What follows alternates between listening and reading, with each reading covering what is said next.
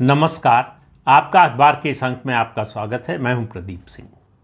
वैसे तो हर चुनाव अपने आप में अनोखा होता है और हर चुनाव एक कहानी पीछे छोड़ जाता है, एक ट्रेल छोड़ जाता है जिस पर राजनीति आगे चलती है। राजनीति का रुख बदलता भी है, यथास्थिति भी रहती है, पीछे भी जाती है और आगे भी जाती है। तो 2024 के लोकसभा चुनाव की कहानी क्या है?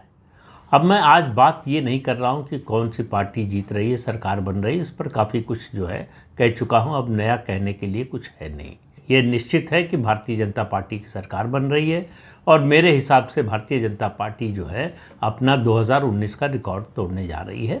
और संख्या के बारे में भी वीडियो में पिछले बोल चुका हूँ, कई वीडियो में, तो उसको दोहराऊँगा नहीं। मैं बात कर रहा हूँ कि इस चुनाव से क्या चीज़ें निकल कर सामने आ रही हैं, किस तरह के पॉलिटिकल ट्रेंड निकल कर आ रहे हैं।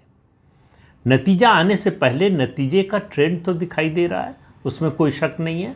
मुझे नहीं लगता कि कांग्रेस पार्टी या विपक्षी दलों के नेताओं से अगर आप निजी बातचीत में पूछें कि सरकार किसकी बन रही है तो वो इससे इनकार करेंगे कि बीजेपी की सरकार बन रही है। तो बीजेपी की सरकार बन रही है, ये सबने मान लिया है। लेकिन मैं बीजेपी की सरकार की बात नहीं कर रहा हूं, आज कांग्रेस पार्टी की भी बात नहीं करूंगा और न ही प्रधानमंत्री नरेंद्र मोदी की बात करूंगा। आज मैं बात करूंगा क्षेत्रीय दलों की। अब आप देखिए, एक विचित्र सा ट्रेंड मुझे दिखाई दे रहा है जो इससे पहले किसी चुनाव में दिखाई नहीं दिया। देश के जो बड़े क्षेत्रीय दल हैं उनमें अगर आप नाम लें तो दक्षिण से शुरू करें तो डीएमके है। एआईडीएमके की हालत बहुत ख़राब है, इसलिए उसकी भी चलिए बात कर लेते हैं। एआईडीएमके है। तमिलनाडु की अगर बात करें, केरल में दो गठबंधन हैं, इसलिए जो है उसमें कांग्रेस और सीपीएम की बात करनी पड़ेगी आपको, तो सीपीएम की बात कर लेते हैं, कांग्रेस की बात आज नहीं करनी है। उसके बाद कर्नाटक में आइए तो कर्नाटक में बीजेपी कांग्रेस का सीधा मुकाबला है, तीसरी पार्टी जेडीएस है जिसका बीजेपी से गठबंधन है। और फिर आइए आप आंध्र प्रदेश और तेलंगाना में। आंध्र प्रदेश में जगनमोहन रेड्डी की वाईआरसीपी है और उसके अलावा चंद्रबाबू नायडू की टीडीपी है। वैसे जनसेना भी है पवन कल्याण की। और तेलंगाना में आइए तो कांग्रेस और बीजेपी की अब सीधी लड़ाई होती हुई दिख रही है, बीआरएस है। दक्षिण से बाहर आइए आप तो आपको महाराष्ट्र में आ जाइए तो आपको शरद पवार की पार्टी मिलेगी, अजित पवार की पार्टी मिलेगी, एकनाथ शिंदे की पार्टी मिलेगी और उसके अलावा जो है उद्धव ठाकरे की पार्टी मिलेगी। उसके अलावा आप बिहार आ जाइए, बिहार में आपको जेडीयू मिलेगी और आरजेडी मिलेगी। क्षेत्रीय दलों की बात कर रहा हूँ सिर्फ। और फिर उत्तर प्रदेश आ जाइए, समाजवादी पार्टी, बहुजन समाज पार्टी और बहुत छोटी छोटी पार्टियाँ हैं तो उनकी बात छोड़ देते हैं। तो बड़ी पार्टियों में अब आ जाइए उड़ीसा, बीजू जनता दल है, नवीन पटनायक की पार्टी। और फिर बंगाल पहुंच जाइए तो टीएमसी है। सीपीएम और कांग्रेस वहां हाशिए पर जा चुके हैं, तो सीपीएम की बात जो है केरल के माध्यम से कर लें या बंगाल के माध्यम से करें, बात एक ही है। अब इन जितनी पार्टियों, क्षेत्रीय दलों का मैंने नाम लिया, हर चुनाव में आप देखते हैं कि किसी राज्य में किसी पार्टी का वर्चस्व होता है। और मैं जब चुनाव की बात कर रहा हूं तो इस समय केवल लोकसभा चुनाव की दृष्टि से बात कर रहा हूं। विधानसभा चुनाव की दृष्टि से इनमें से किसी पार्टी के बारे में कोई विचार विमर्श नहीं कर रहा हूं, सिर्फ और सिर्फ लोकसभा चुनाव की दृष्टि से कर रहा हूं। तो नरेंद्र मोदी ने जो 10 साल में राजनीति में बदलाव किया है उसको जरा महसूस कीजिए। मैंने जितनी पार्टियों का नाम लिया है उनमें से सिर्फ एक तेलुगु देशम पार्टी है जो इस चुनाव में, लोकसभा चुनाव की बात कर रहा हूँ, वहाँ चूँकि विधानसभा का भी चुनाव हो रहा है तो विधानसभा चुनाव की बात नहीं कर रहा हूँ, लोकसभा चुनाव में बढ़ती हुई नजर आ रही है। डीएमके है दूसरी पार्टी जो लग रहा है कि शायद और मुझे तो शंका है कि शायद में भी कि वो यथास्थिति को बरकरार रख सके। बढ़ती हुई तो कहीं से दिखाई नहीं दे रही है क्योंकि उसका गठबंधन 39 में से 39 सीटें तमिलनाडु की जीता था, तो इसलिए उससे ज़्यादा जीतने की गुंजाइश नहीं है, तो उसके बढ़ने की गुंजाइश नहीं है, कम होने की गुंजाइश जरूर है। और एआईडीएमके जो स्थिति थी उससे बहुत ख़राब स्थिति में है। मुझे लगता है कि एआईडीएमके का जब से जन्म हुआ तब से सबसे खराब स्थिति में, चुनावी राजनीति की दृष्टि से देखें, वैसे भी संगठन की दृष्टि से भी, तो सबसे खराब स्थिति में है। अब केरल की बात कर लें। केरल में समस्या है, दो गठबंधन है, अलग अलग कोई पार्टी इस तरह की डोमिनेंट है नहीं जो अपने बूते पर कभी, ये याद रखिए, केरल की राजनीति में कभी किसी एक दल को अपने बल पर बहुमत नहीं मिला है। वहाँ गठबंधन की ही सरकारें बनती रही हैं 1952 से आज तक। तो गठबंधन में सीपीएम जो है, सीपीएम को मैं अब क्षेत्रीय दल मानता हूँ, तकनीकी रूप से पता नहीं, अब वो इलेक्शन कमीशन के यहाँ जो रिकॉर्ड है उसमें राष्ट्रीय दल बचा रह गया है कि नहीं, ये मुझे याद नहीं है, लेकिन सीपीएम को मैं क्षेत्रीय दल के रूप में ही मानता हूँ। त्रिपुरा, बंगाल और केरल 3 राज्यों में थी। त्रिपुरा से ख़त्म हो चुकी है, बंगाल से ख़त्म हो चुकी है, केरल में अभी वो सत्ता में है। लेकिन लोकसभा चुनाव की दृष्टि से देखें तो उसकी स्थिति जो है वो हो सकता है शायद इम्प्रूव हो जाए थोड़ी सी, क्योंकि पिछली बार उसे 1 सीट मिली थी। तो इसलिए जो है अगर एक और जीत जाती है तो उसकी स्थिति इम्प्रूव होना ही कहेंगे। लेकिन बंगाल में या त्रिपुरा में उसे कोई सीट मिलने की उम्मीद नहीं है। अब आप आंध्र प्रदेश आ जाए। वाईआरसीपी 22 सीटें जीती थी आंध्र प्रदेश की 25 में से 2019 में। इस बार 5 भी जीत जाए तो उसकी बड़ी उपलब्धि होगी। वहाँ बढ़ती हुई पार्टी दिख रही, जैसा मैंने पहले कहा, तो वो है टीडीपी, तेलुगु देशम पार्टी, और उसके साथ लगी हुई भारतीय जनता पार्टी। क्योंकि गठबंधन में 6 सीटें मिली हैं भाजपा को, तो इसलिए आप मान लीजिए कि 3 से 4 सीटें बीजेपी वहाँ जीत सकती है। लेकिन आज बीजेपी की बात नहीं हो रही है। तेलुगु देशम पार्टी एकमात्र पार्टी है जो इन लोकसभा चुनाव में बढ़ती हुई दिखाई दे रही है। अभी जितने राज्यों की बात की हमने, अगर तेलंगाना की बात करें, वहाँ बीआरएस है जो एक तरह से जो है जिसका सफाया हो चुका है, सत्ता से बाहर हो गई राज्य में। और अब जो है चुनाव जो तेलंगाना में हो रहा है वो बीजेपी और कांग्रेस के बीच में हो रहा है। बीआरएस उसमें जो है पिस चुकी है। बीआरएस की कोई भूमिका तेलंगाना के लोकसभा चुनाव में नहीं रह गई है। तो एक क्षेत्रीय पार्टी ये है जिसका पराभव जो है अपने ही राज्य में हो चुका है। अब बिहार आ जाए। जेडीयू भाजपा के साथ है, इसके बावजूद उसके बढ़ने की संभावना नहीं है, क्योंकि वो मैक्सिमम पर थी, यानी 17 सीटें लड़ी थी 19 में, 16 जीती थी। इस बार हो सकता है उसकी 1-2 सीटें कम हो जाए, या ज़्यादा से ज़्यादा होगा तो वो अपनी सीटें बरकरार रख पाएगी। आरजेडी जिसकी 0 सीटें थीं 2019 में, अगर उसको एक भी सीट मिल गई तो आप कह सकते हैं कि बढ़ रही है, लेकिन उसका कोई सिग्निफिकेंस है नहीं। तो आरजेडी हो गई। अब आप आ जाइए उत्तर प्रदेश में। समाजवादी पार्टी पिछले चुनाव में उसको 5 सीटें मिली थी और बहुजन समाज पार्टी को 10 सीटें। बहुजन समाज पार्टी इस बार एक भी सीट जीतने की स्थिति में नहीं है, और समाजवादी पार्टी 5 सीटें जो उसकी 2019 की थी उसको बचाने में उसको बड़ी मशक्क़त करनी पड़ रही है। वो 5 बचेंगी, इसमें मुझे भारी शंका है। तो अब एक लाइन से अब आप देखिए, उसके अलावा आप आ जाइए थोड़ा पूरब में। पूरब में आप आइए तो पश्चिम बंगाल आइए। टीएमसी पश्चिम बंगाल की सबसे बड़ी पार्टी है, सबसे बड़े जनाधार वाली पार्टी है। टीएमसी पिछले 13 साल से राज्य में सत्ता में है। लोकसभा में उसको 2014 में 34 सीटें मिली थी।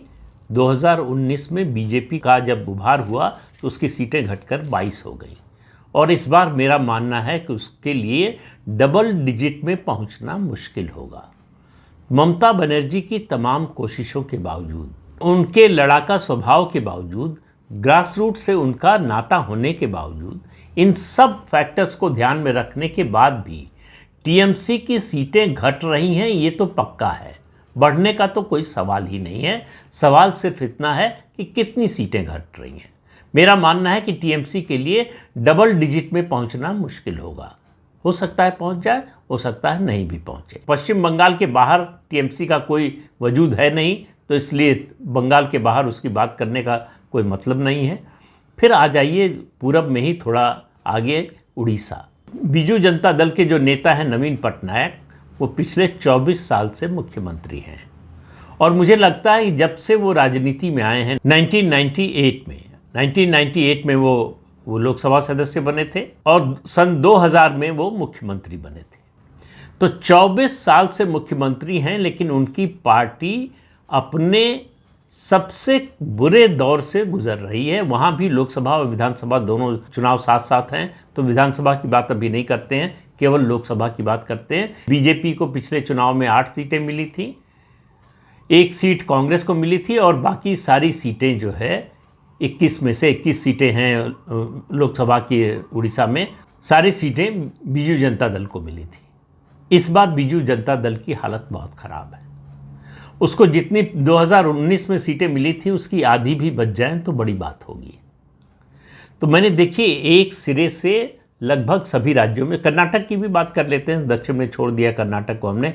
जेडीएस एकमात्र रीजनल पार्टी कर्नाटक में थी जिसकी हालत यह है कि बीजेपी के साथ उसको गठबंधन करना पड़ा, और गठबंधन में सिर्फ प्रदेश की 28 में से सिर्फ 3 सीटें मिली हैं। तो इसलिए उसका अंदाज़ा आप लगा सकते हैं, पिछले चुनाव में वो 1 सीट जीते थे, इस बार हो सकता है गठबंधन के कारण 2 या 3 सीटें जीत सकते हैं। तो इस लिहाज से अगर आप कहना चाहें कि वो बढ़ रहे हैं तो बढ़ नहीं रहे हैं, वो सिमट रहे हैं।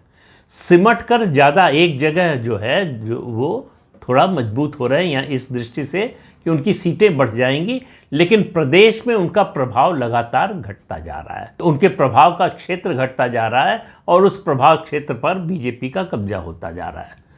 तो एक सिरे से जितने क्षेत्रीय दलों की बात मैंने की अभी तक, इनमें से कोई भी क्षेत्रीय दल लोकसभा चुनाव में उसकी संख्या, सीटों की संख्या बढ़ती हुई नजर नहीं आ रही। मैं वोट शेयर की बात ही नहीं कर रहा हूं। ये क्षेत्रीय दलों की राजनीति में बहुत बड़ा परिवर्तन लाने वाला है 2024 का लोकसभा चुनाव। अब इसका जो है रिपल इफेक्ट जो है विधानसभा में पड़ेगा, अलग अलग राज्यों में अलग अलग तरह से पड़ेगा, कितना पड़ेगा उसकी बात आज नहीं करते हैं, उसकी बात फिर कभी करेंगे, लेकिन इसका असर पूरी राष्ट्रीय राजनीति पर पड़ेगा। देखिए गठबंधन की राजनीति शुरू क्यों हुई? गठबंधन की राजनीति शुरू हुई, कांग्रेस कमज़ोर हुई, और उस कमज़ोरी का फ़ायदा उठाकर भाजपा वो जगह ले नहीं पाई उतनी तेज़ी से जितनी तेज़ी से कांग्रेस घटी। उसका नतीजा ये हुआ क्षेत्रीय दलों का उभार, क्षेत्रीय दलों की ताकत बढ़ने लगी, अलग अलग राज्यों में अलग अलग दल, और इनमें से कोई ऐसा दल नहीं है और किसी दल का ऐसा नेता नहीं है जिसने अपने प्रदेश से बाहर जाकर अपना जो है आधार, जनाधार बढ़ाने की कोशिश की हो, भौगोलिक विस्तार की कोशिश की हो, या अपने राज्य से बाहर सामाजिक विस्तार की कोशिश की हो। तो वो सिमट कर अपने राज्य, उनको लगा कि हम अपना राज्य बचाकर रख पाएं, ये हमारे लिए बड़ी उपलब्धि होगी। तो जब आप अपने को एक दायरे में समेट लेते हैं तो फिर वहाँ से घटना ही पड़ता है। कुछ समय तक जब तक आपकी ताकत रहती है तब तक आप जो है यथास्थिति को बनाए रखते हैं, कभी कभी थोड़ा इम्प्रूव भी कर लेते हैं। वही हुआ क्षेत्रीय दलों के साथ। कांग्रेस से जब तक उनका मुकाबला था, क्षेत्रीय दल कांग्रेस के मुकाबले मजबूत दिखते रहे। अब उनका मुकाबला हो रहा है भारतीय जनता पार्टी से। राष्ट्रीय राजनीति के फलक पर अपना प्रभाव 2 चरणों में बढ़ा रही है। पहले चरण में उसने कांग्रेस पार्टी को पीटा, कांग्रेस पार्टी को हाशिए पर धकेल दिया। लगातार लोकसभा चुनावों से कांग्रेस पार्टी को लोकसभा में नेता प्रतिपक्ष का पद नहीं मिल पा रहा है, इतनी सीटें नहीं मिल पा रही हैं कि नेता प्रतिपक्ष का पद मिले। और कांग्रेस के खिलाफ जहां जहां बीजेपी लड़ती है वहां उसका स्ट्राइक रेट 80, 85, 90%, कहीं कहीं 90% से ऊपर भी है, कहीं 100% भी है। तो कांग्रेस बीजेपी के मुकाबले कहीं टिक नहीं पाती है। मैं अभी सिर्फ लोकसभा चुनाव की बात कर रहा हूं, फिर याद दिला दूं, तो टिक नहीं पाती है। अब अगला मुकाबला जो है बीजेपी का वो क्षेत्रीय दलों से होगा। बीजेपी के बारे में एक बात जो है उसके विरोधी कहते थे, बीजेपी कांग्रेस से जीत सकती है, क्षेत्रीय दलों से नहीं जीत सकती। लेकिन धीरे धीरे बीजेपी ये करके दिखा रही है। लगातार उसका जिस तरह से भौगोलिक और सामाजिक विस्तार हो रहा है, उसको देखते हुए अगली जो लड़ाई होने वाली है, अगला जो संघर्ष होने वाला है, और इसकी शुरुआत इसी 2024 के चुनाव से हो चुकी है। कई राज्यों में, चाहे वो तेलंगाना हो, चाहे वो तमिलनाडु हो, चाहे वो उड़ीसा हो, और चाहे वो बिहार हो, भारतीय जनता पार्टी, और चाहे महाराष्ट्र हो। महाराष्ट्र की बात पूरी की नहीं हमने। महाराष्ट्र में जो दल हैं, जो 2 क्षेत्रीय दल थे, शिवसेना और एनसीपी, दोनों टूट चुके हैं। तो दोनों की ताकत कम होना तय ही है। तो फिर मैं बात कर रहा हूँ क्षेत्रीय दलों की। चाहे महाराष्ट्र हो, हर जगह भारतीय जनता पार्टी क्षेत्रीय दलों से लड़ने और उनको हराने की स्थिति में आती जा रही है। अगर किसी ने मजबूती से किला जो है अपना बचा कर रखा है, और बीजेपी जो है इस चुनाव को, लोकसभा चुनाव को तो लड़ रही है जहां कमज़ोर है, जैसे तमिलनाडु हो गया, या फिर और कुछ राज्यों की बात कर लें, महाराष्ट्र की बात कर लें। बीजेपी की नज़र अगले विधानसभा चुनाव पर है, इसमें पश्चिम बंगाल को भी शामिल कर लीजिए। लोकसभा चुनाव की जीत पर सवार होकर बीजेपी विधानसभा चुनाव जीतना चाहती है, लेकिन उसकी आज बात नहीं करूंगा। लोकसभा चुनाव में एक पहली बार ऐसा फिनोमेना दिख रहा है कि क्षेत्रीय दल कमज़ोर हो रहे हैं, हर राज्य में कमज़ोर हो रहे हैं। किसी राज्य में जो भी क्षेत्रीय दल वहाँ का सबसे प्रभावी, सबसे बड़ा दल है, वो घटता हुआ नजर आ रहा है लोकसभा चुनाव की दृष्टि से। इसका मतलब ये हुआ कि राष्ट्रीय राजनीति में क्षेत्रीय दलों का जो पिछले 30 साल से प्रभाव हो गया था, लेट 89 से लेकर 2014 तक जो क्षेत्रीय दलों की भूमिका बढ़ गई राष्ट्रीय राजनीति में, अब वो उसका क्रम उलटने वाला है, उसका प्रभाव घटने वाला है। लेकिन दुर्भाग्य की बात यह है कि कांग्रेस पार्टी भी बढ़ नहीं रही है, घट ही रही है। अगर कांग्रेस पार्टी बढ़ रही होती तो बीजेपी और कांग्रेस दो राष्ट्रीय दलों का मुकाबला पूरे देश में होता हुआ दिखाई देता, जो कि दुर्भाग्य से ऐसा दिखाई नहीं दे रहा है। लेकिन सच्चाई ये है कि क्षेत्रीय दल जो है वो धीरे धीरे कमज़ोर होते जा रहे हैं। ख़त्म होने में समय लगेगा। राजनीतिक प्रक्रिया बड़े धीमे चलती है, बहुत तेज़ी में नहीं चलती है। वो किसी आंदोलन से, किसी क्रांति से बदल जाए एकदम से तो अलग बात है, लेकिन जो स्वाभाविक प्रक्रिया है वो बड़ी धीमी गति से चलती है। धीमी गति से चलने के बावजूद वो बदलाव एक समय आता है जब दिखाई देने लगता है। मेरा मानना है कि 2024 का लोकसभा चुनाव वही समय है जब ये राजनीतिक बदलाव दिखाई देने लगा है। तो इस अंक में इतना ही। अगले अंक में फिर मिलेंगे किसी नए मुद्दे के साथ। तब तक के लिए अनुमति दीजिए। आपसे अनुरोध है कि ये चैनल देखिए, शेयर कीजिए, लाइक कीजिए और सब्सक्राइब ज़रूर कीजिए। नमस्कार।